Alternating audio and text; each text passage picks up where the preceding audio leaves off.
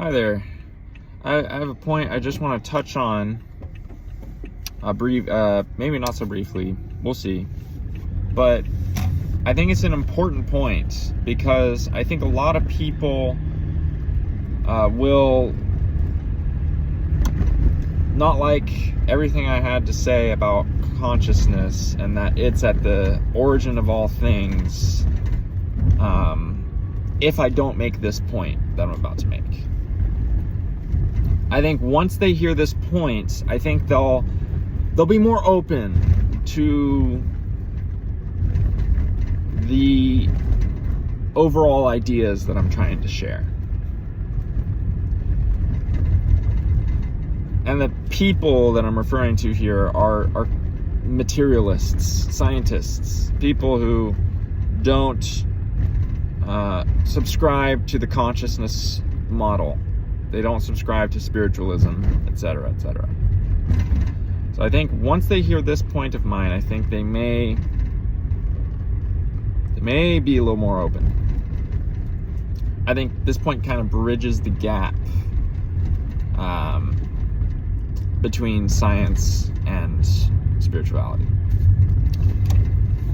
So what is this point? This point is that perhaps, I'm not saying this is for sure how things work, but perhaps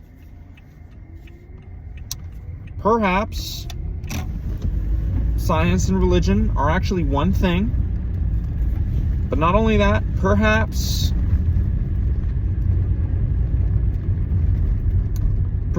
the entire objective world is some part of you, some part of me, that we're not so separate.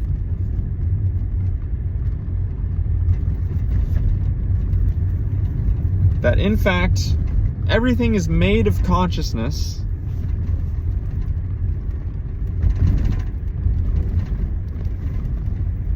Meaning, everything is you, everything is me, everything is everyone, right? Everything is everything.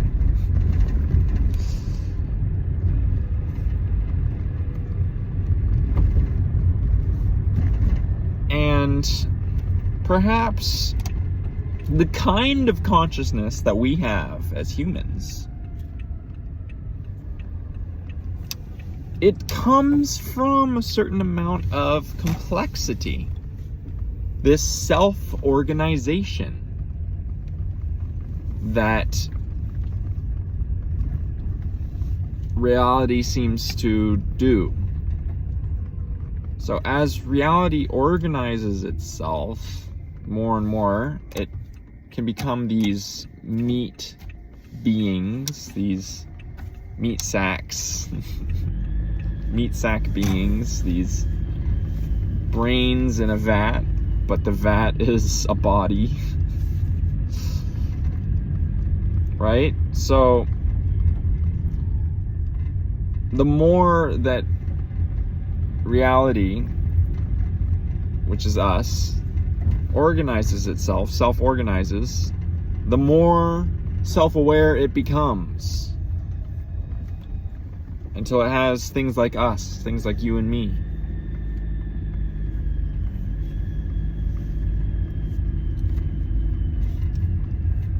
So the point I'm basically trying to make here, the point I'm trying to get across,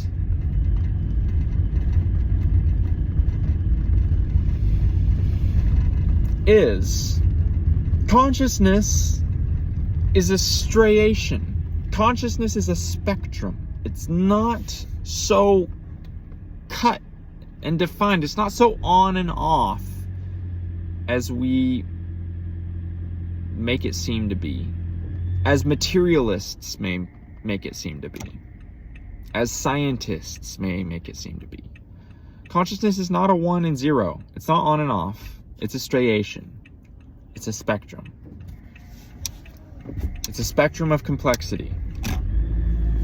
And each level of complexity has a different experience, a different level of experience, a different level of detail to its experience. And it has a certain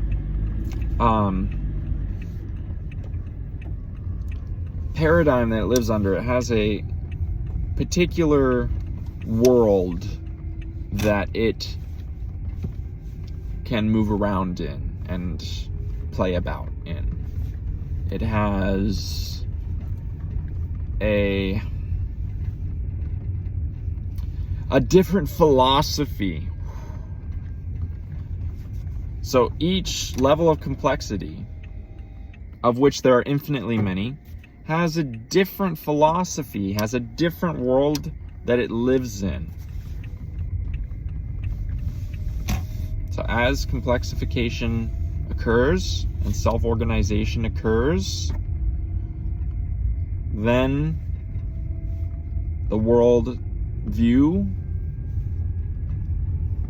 and the experience of that world all begins to change.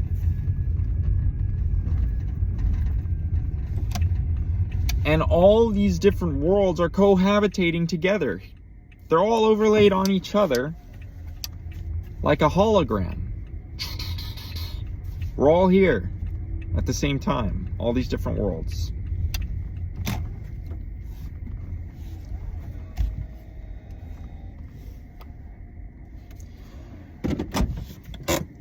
And so we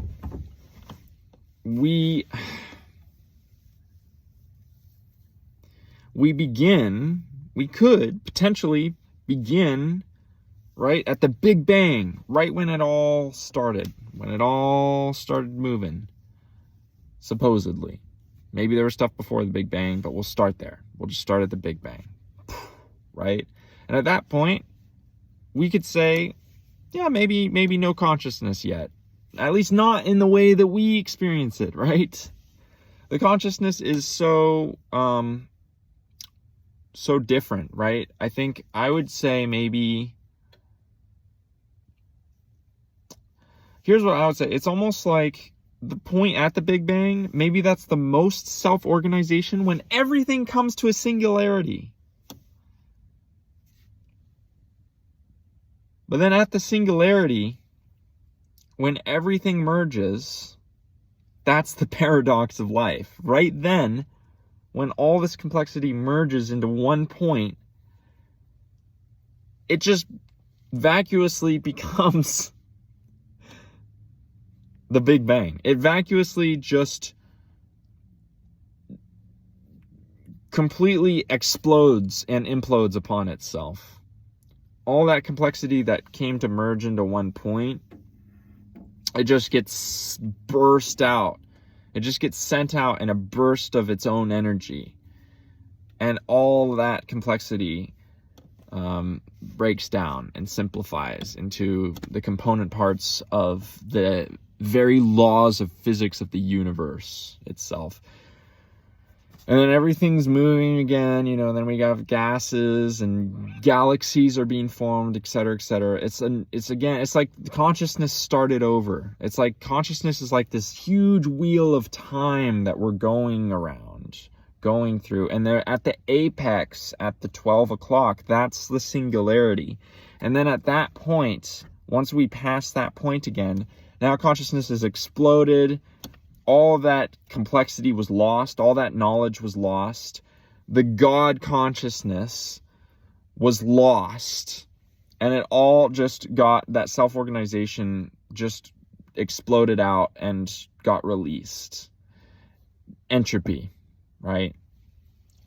And then things start to settle down, and just like by the laws of physics, just by the nature of things, how consciousness works, things start to attract each other, and gases start to attract the other gases, and then they form into gravity, and then with gravity they form into like these, spiraling galaxies and into planets and stars, and then yada yada yada yada.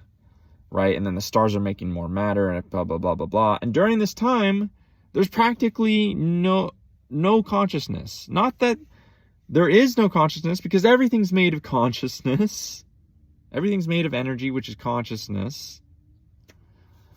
But Or consciousness, you could also say spaciousness. But anyways, the point is that everything's made of consciousness. And at this point in time, the level of that consciousness, like where it is on the spectrum, how aware of itself is it? Maybe not that aware. I mean, I can't say for sure, but that's the argument I'm making with this whole thing, is that maybe it's not that aware. You know, if we're going to go the science route, right? I'm trying to sort of combine spirituality and science. And this is my postulation, is that maybe at that point, the singularity was God consciousness, and when it exploded, the God consciousness was lost. And God consciousness is simply collective mind. It's the collective of all knowledge into a single point, and it's the merging, it's the unity of all souls, all consciousness. We all merge into one point. That's the goal. That's what we're all headed towards eternally in this cycle of consciousness. That's the postulation here. And then when that explodes upon itself, I don't know if I'm right about that either, because I think that's maybe, I don't know.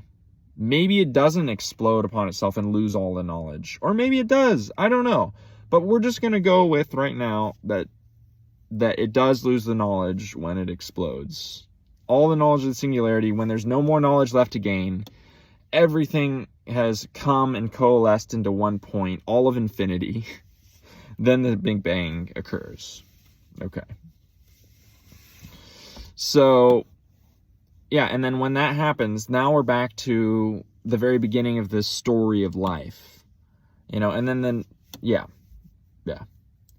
And basically what I'm saying is that at that point, right, nothing's that conscious, right? Because there's not a lot of organization yet. Everything's sort of just dispersing out. We're losing organization. So organization follows this sort of oscillation curve, or this bouncing curve of being very, very organized at the singularity, and then it bounces out where it's less organized, right, as it's forming the universe. But then as small forms of life begin to happen, like amoebas, bacteria, you know, single-celled organisms and whatnot, even before that, right? The smallest amounts of organization, like atoms, you know, like, you know, electrons going around the nucleus, and, protons and neutrons, et cetera, right? And even quarks or you know, quantum particles, right? So everything on all these different levels, all these different strata, are starting to organize again, right? And just from the laws of physics, just from the laws of the universe, there's some kind of law behind all this, how this all works. And I can't say that I understand that completely yet, right? If I did, then then we'd probably be at the singularity. If that makes any sense to you. But yeah, we're just saying that there's some order to all this. There's some laws that are governing how all this works. And I'm postulating maybe a sort of a grand perspective of maybe how this works. You know, without the details. I don't have the details, but in general, maybe this is how it works. And so all these, you know, the cosmos is being formed. And then as the cosmos is being formed, then we start to get little tiny single-celled organisms. And then they start to self-organize. And then they become multi-celled organisms. And then they start to self-organize, et cetera, et cetera, et cetera. And that's how we get the laws of nature eventually forming things that are... And all along the way, this is the other point I'm trying to make, is all along the way, it's not like consciousness went from being off to being on. It's that consciousness was always on to begin with, but it's just the level of awareness, self-knowing was gradually increasing, and increasing continuously without gaps. So single-celled organisms they are aware. There's a certain level of aware. You know, atoms even, a certain level of awareness. Quantum particles, even they may have a certain level of awareness. and all the way, right? And then we get to multi-celled organisms, and they have a certain level of awareness. That's perhaps more because there's more complexity, more self-organization, and more complexity going on, so therefore more awareness. And that's my postulation. And then it gradually goes up and up and up until you get, like what we have today, what we recognize today, flies, right? Insects, they have a certain level of awareness. Or fish have a certain level of awareness, Then we get to animals, well, fish are animals, but you know what I'm saying? Like, what I'm trying to say is like, mammals. Mammals have a certain level of awareness. And then you get to us, right? Humans. Now, we have a certain level of awareness. And we have quite complex brains, right? We have a lot going on. But we're not done yet. The story's not done. We're not the apex of this story. I think the story continues, and we're gonna, over maybe eons of time, get more and more and more self-aware by becoming more and more self-organized. Syntropy is going on. We're creating more and more organization, self-organization, and more complexification, and more communication, and more unification. So all these things are going on. And I think we'll evolve and evolve into grander and grander beings of wisdom and consciousness. Eventually, leading to, coming to that zenith. How did Terence McKenna say it? He said what is it? The quintessence. I know he would call it the eschaton. So we call it like the eschaton, right? That's that. I'm saying that the eschaton is this point of complete unification, God consciousness, where everything is unified. All consciousness is unified, and it's infinitely complex and infinitely aware of itself. That's the eschaton. That's where we're going to. That's the cycle of life, and it goes over and over again. That's the postulation. I think it fits with the scientific paradigm. So, yeah.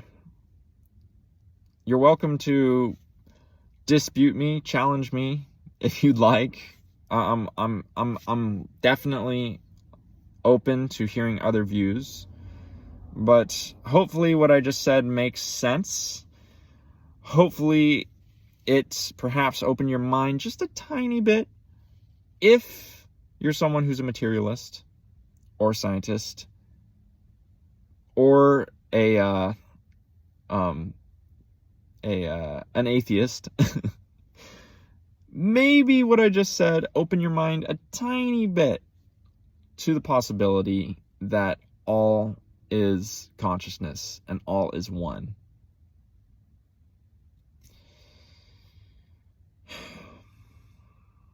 So thank you for listening. I appreciate all of you, and I wish you peace, health, wonder, awe, and cosmic awakening.